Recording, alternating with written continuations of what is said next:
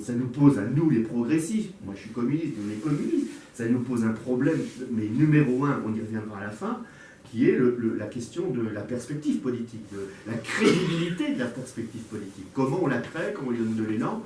Et c'est pas mal que le résultat de Mélenchon. Vous voyez, par exemple, ça donne des points d'appui, mais on pourrait y revenir, parce que quand même, il y a un petit 20% en France qui s'est dit bon, je me laisse pas avoir avec ça. Bah, c'est déjà pas mal. Maintenant, il faut savoir ce qu'on va en faire et tout. Ça nous pose d'autres problèmes politiques, on pourra y revenir. En tous les cas, le Front National se nourrit de ça, de cette désespérance permanente. Vous voyez, de ce sentiment d'abandon et de crainte de déclassement social pour eux et pour leurs enfants. Donc c'est un truc qu'il faut qu'on regarde très sérieusement. Alors, ça marche comment? Leur truc marche parce que, prenons l'immigration, on va le prendre puisque c'est un des cœurs du sujet de Marine Le Pen. Hein. Si on ferme les frontières et puis qu'on arrête l'immigration, on va s'en sortir. Elle dit plus que ça, bien sûr, mais le cœur de cible de sa stratégie, c'est de dire ça. Et ça marche pour les raisons que je viens d'expliquer là. Pour d'autres aussi, hein. Ça marche aussi parce que, comment dire ça, ce sentiment de ne plus avoir prise sur les événements, cette mondialisation économico-politique qui fait que les décisions sont plus prises au niveau de la mairie, parce que le maire va dire bah, moi j'y peux rien, c'est des décisions qui sont prises là-haut. Vous allez voir le préfet, il dit maintenant c'est l'État, et puis au gouvernement ils disent c'est l'Europe, et puis quand c'est l'Europe, on va dire c'est la mondialisation mondiale, le FMI et le reste. Donc vous avez le sentiment permanent de ne plus avoir prise politique sur les événements, et ça c'est dramatique. Donc ça marche comme ça, et on regarde celui qui est en bas, d'où l'immigration. Alors, nous, qu'est-ce qu'on a fait dans ce bouquin? Une fois que j'ai décrit ça, c'est bien, j'ai décrit un truc, mais on regarde. Alors, ils disent l'immigration. Alors, les deux d'ailleurs, et Fillon le disait, et à droite aussi, c'est le grand remplacement. Hein, parce qu'il faut d'abord bien foutre les jetons à tout le monde avant pour les gagner. Donc, le grand remplacement, c'est, je vous la fais courte, le français de souche. Vous entendez les guillemets, hein, des tonnes de guillemets que j'ai autour. Le français de souche, en fin de compte, il est victime des immigrés qui arrivent et ils pensent qu'en leur retirant des droits, ils auront plus de droits. Moi, si je vous retire un droit, j'en ai pas plus, c'est de la connerie en barre. C'est-à-dire que plus vous retirez un droit à une catégorie de la population, plus dans le système capitaliste, tout le monde baisse. Quoi. Vous savez, ça marche dans l'autre sens aussi. Hein.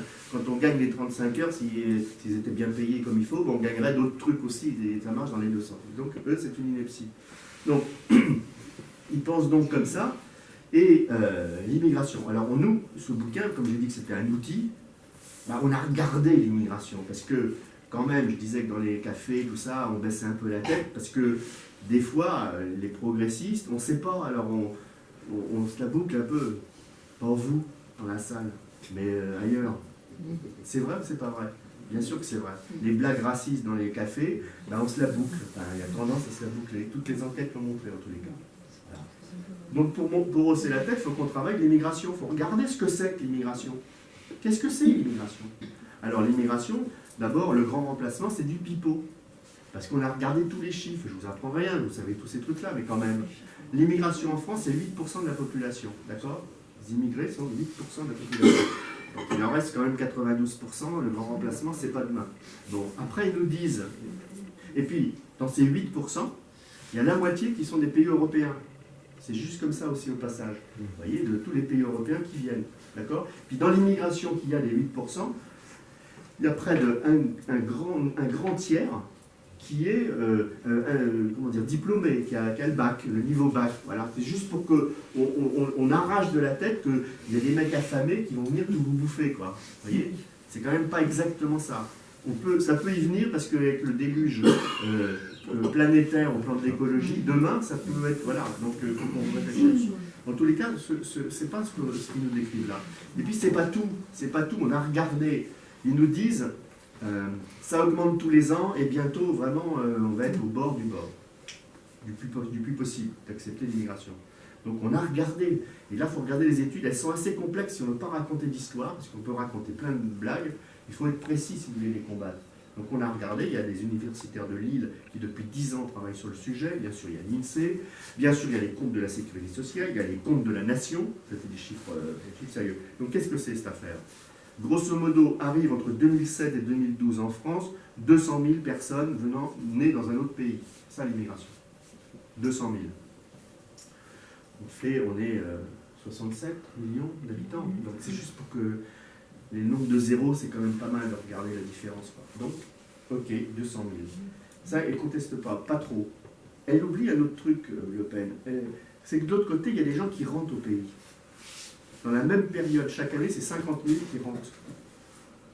C'est pourquoi ils rentrent chez eux, dans leur pays. Parce qu'il y en a parmi eux qui ont fini leurs études, d'autres qui ont, plus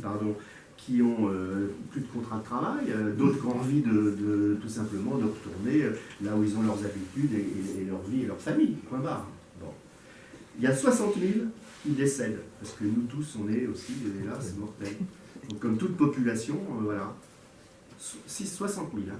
D'accord? Donc le delta de l'immigration en France, le delta plus, le solde, voilà. Le solde, c'est 90 000. Voilà, c'est ça les chiffres du grand remplacement. Voilà. Ça représente 0,13% de la population française. Vous voyez, quand on sait ça, dans le café, on peut un peu plus... Voilà, vous voyez, je rentre dans le vif comme ça. Parce que l'argument moral, je vais y venir, je ne l'oppose pas à ces arguments-là. Mais quand même, je vais continuer un petit poil là-dessus. On a regardé aussi les comptes de la Sécu, puisqu'elle nous dit que ça coûte 70 millions d'euros, l'immigration. Maintenant, on regarde. Milliards, pardon, milliards. J'ai dit millions. Bon, quand on aime, on ne compte pas.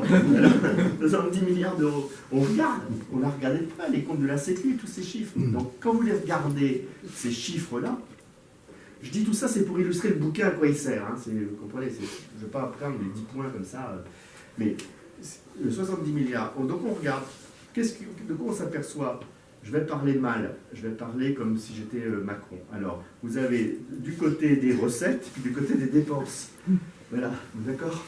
Donc, je ne parle pas comme ça, moi, je parle d'humain, donc c'est pas mon truc, mais quand même, allons-y. Alors, du côté des dépenses, c'est-à-dire combien les immigrés dans ce pays reçoivent d'allocations, d'aides sociales, j'en passe. Hein, ça fait 48 milliards d'euros. D'accord? Et puis du côté des recettes, parce que de l'autre côté il y a des recettes, ces familles, là, qu'est-ce qu'elles font? Elles cotisent, non? Bon, elles payent des impôts, locaux ou autres, et tout ça c'est compté dans les comptes de la nation. Hein, d'accord? Elles participent au PIB. Non, mais parce que de temps en temps, il faut quand même qu'on soit un petit peu... Et c'est pas fini, elles dépensent.